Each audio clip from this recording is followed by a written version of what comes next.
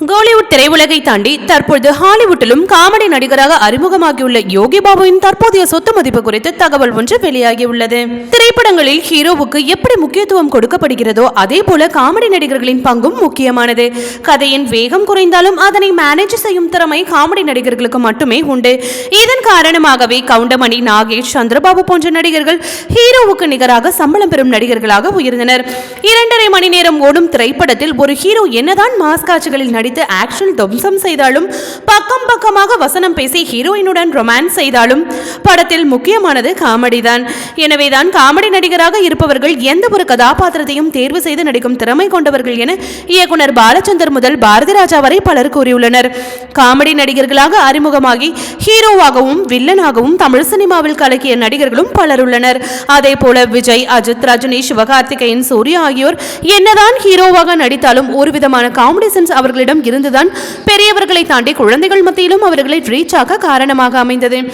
Comedy தளத்தை குறிவைத்து பல நடிகர்கள் களமிறங்கினாலும் அதில் கரை சேர்ந்தவர்கள் ஒரு சிலரே. நாகேஷ், சந்திரபாபு, செந்தில், கவுண்டமணி, விவேக், வடிவேலு, சந்தானம், சூரிய என தலை சிறந்த காமெடி நடிகர்களை விரல் விட்டு எண்ணிவிடலாம். மற்ற சில காமெடி நடிகர்களான மனோபாலா, மயில்சாமி, ரோபோசங்கர் ஆகியோர் குணச்சித்திர வேடத்திலும் கலக்கியுள்ளனர் என்பது குறிப்பிடத்தக்கது. வெற்றி வாகை சூடிய காமெடி நடிகர்களுள் மிக முக்கியமானவர் யோகி பாபு. மிக குறுகிய காலத்தில் முன்னணி இடத்தை தக்க வைத்துக் கொண்ட யோகி பாபு தற்பொழுது பல முன்னணி நடிகர்களுடன் இணைந்து நடித்து வருகிறார். பான் இண்டியா படங்களை தாண்டி ஹாலிவுட் தற்போது கால் பதித்துள்ளார். கடந்த வாரம் தான் இவர் ஹாலிவுட் திரையுலகில் அறிமுகமாகும் படம் குறித்து தகவலும் வெளியாகி வைரலானது.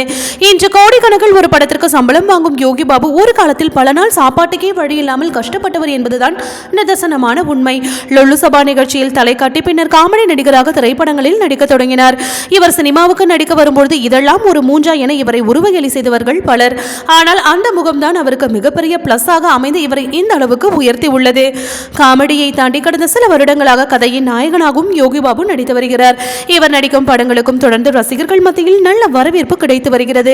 கதையின் நாயகனாக இவர் நடிக்கும் படங்களுக்கு 3 கோடி முதல் 5 கோடி வரை சம்பளம் கொடுக்க தயாரிப்பாளர்கள் தயாராக இருந்தாலும் காமெடி என்கிற காலத்தை விட்டுவிட்டு வெளியேறி வரக்கூடாது என்பதில் உறுதியாக இருப்பதால் வருடத்திற்கு ஒரு திரைப்படம் மட்டுமே கதையின் நாயகனாக நடிப்பேன் என்றும் மற்ற படங்களில் காமெடியனாகவே நடிப்பேன் என உறுதியாக கூறியுள்ளார்.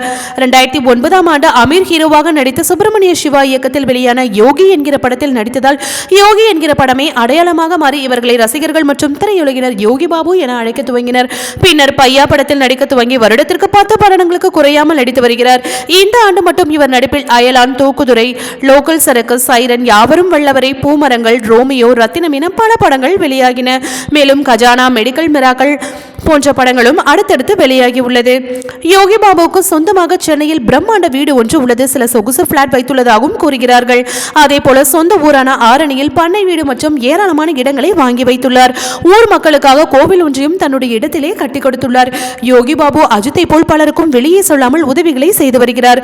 BMW, ஆடி என சில சொகுசு கார்களை வைத்திருக்கும் யோகி பாபுவுக்கு காமெடி நடிகராக நடிக்க ஒரே ஒரு நாளுக்கு 10 லட்சம் சம்பளமாக வாங்குகிறார். இதுவே கதையின் நாயகனாக நடிக்க 3 கோடி முதல் 5 கோடி வரை சம்பளம் பெறுகிறார். இவருடைய சொத்து மதிப்பு 50 கோடியிலிருந்து 70 கோடி வரை இருக்கும் என்று கூறப்படுகிறது. ஓகே வியூவர்ஸ், இது போல சினிமா செய்திகளை நீங்கள் பார்க்க மறக்காம சினி டைம்ஸ் சேனலை சப்ஸ்கிரைப் பண்ணுங்க.